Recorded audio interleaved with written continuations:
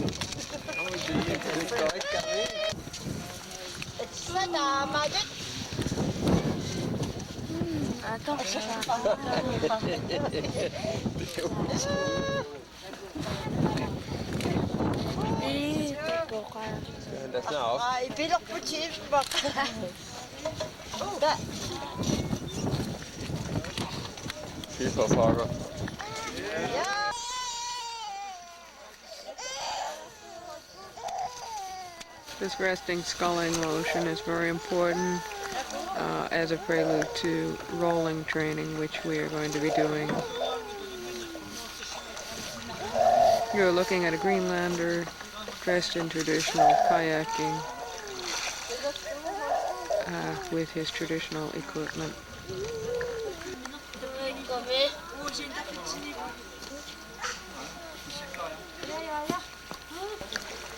The kayaker is being taught the importance of lying back,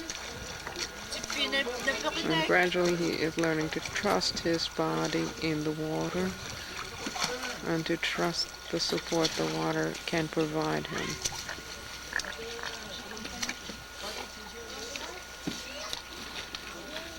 This light gray kayak I'm focused on is especially long and narrow, very low profile. The man sitting in it is about 6 feet tall, so you can see it's quite a long boat.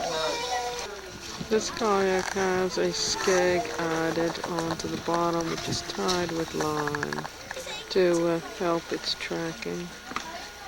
Although these particular kayaks track very well.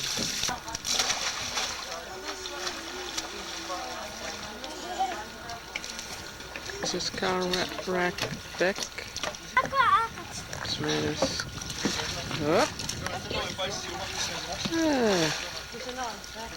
This fellow is putting together his first roll.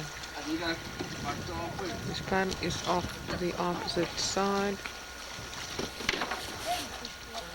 He's in position. It's a palada type of roll.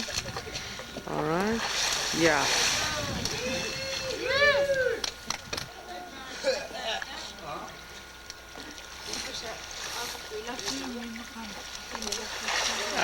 That looks not too bad. Oh, very good, very good.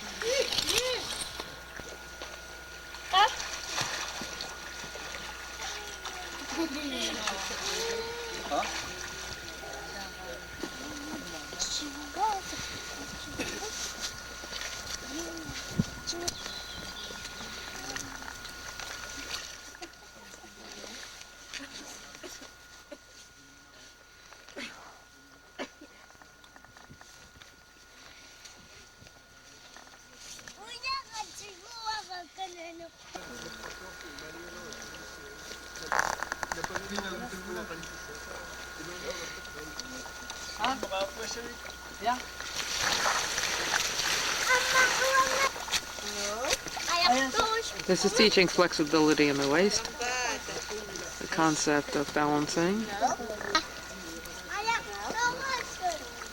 Yeah. Flexible hips.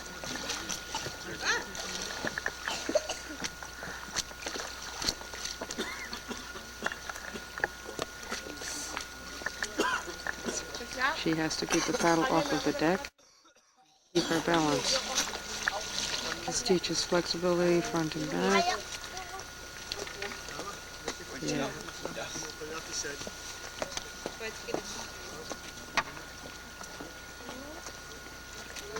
Reaching. Brace, low brace.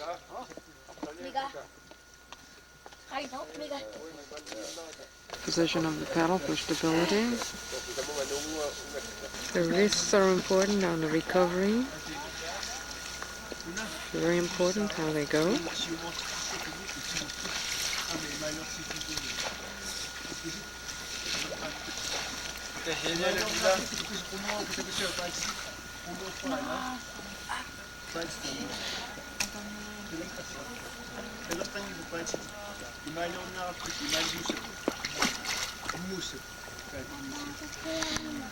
Now the paddle must be on the surface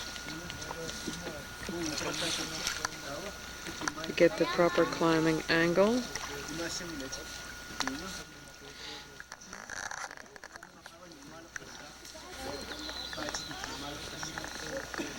Without that climbing angle, forget it. Diving paddle.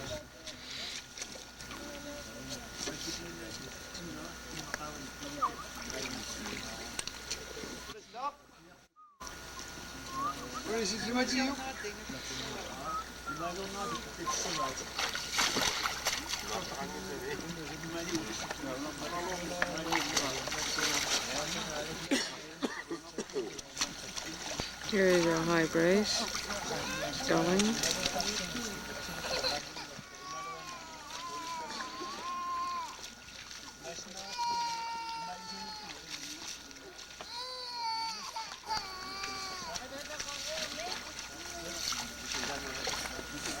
Here you see.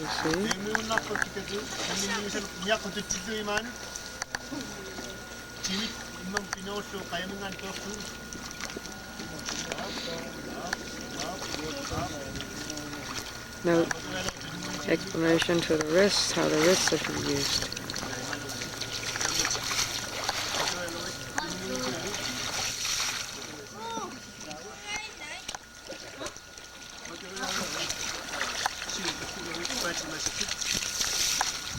Yeah, recovery.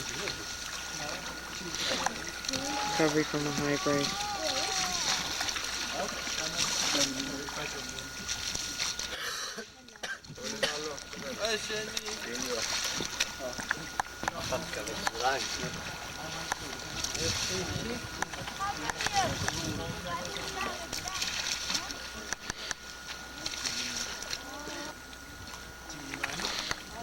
Oh, there she is. This is the first time.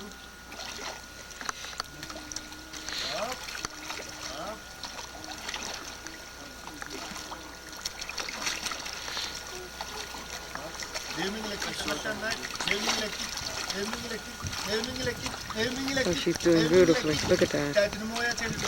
No help. First time. Nels?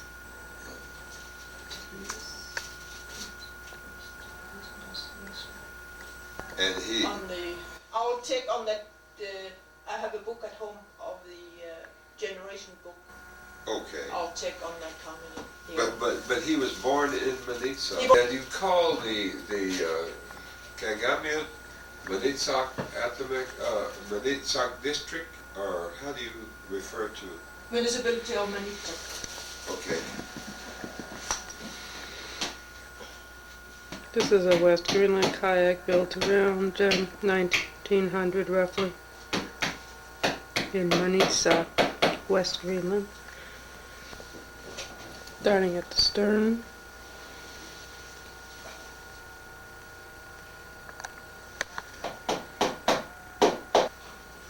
This kayak belonged to Hans Heilman.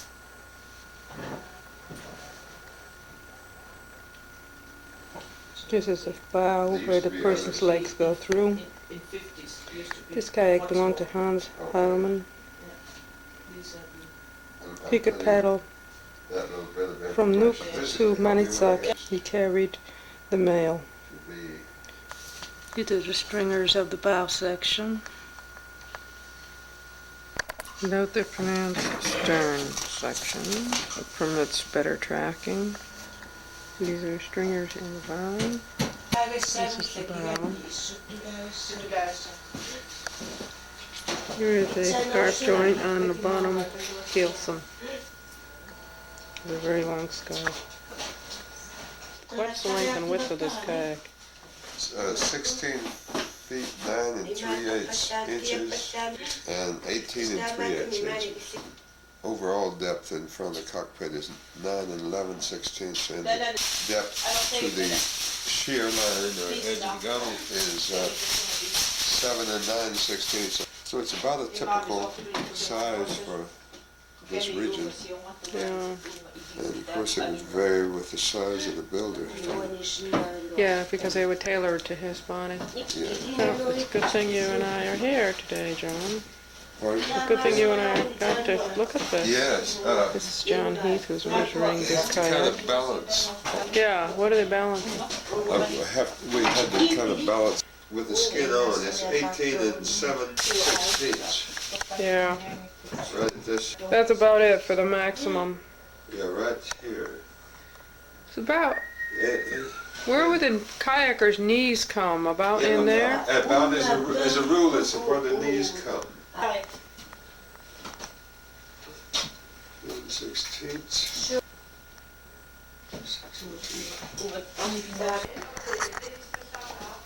They are. I wondered what they were. Yeah, these are from an old kayak. Just a few stringers mainly. Yes, and then this was apparently the bow. The piece, they had a different method of construction. then, and I'll have to kind of piece it together. Maybe the old one at Sisimiut will help. Cockpit hoop shows how they attach the skin to the hoop. Yeah, with the pegs. It's a very logical idea set in there, just like so. So around each peg they've carved out a little space for the hide lay in there just perfectly. We reinforced the back of it with a bone where it is lapped together. Here is John Heath and Kaaleraq Bech, and in the next photo is Kaaleraq Bech's wife Lona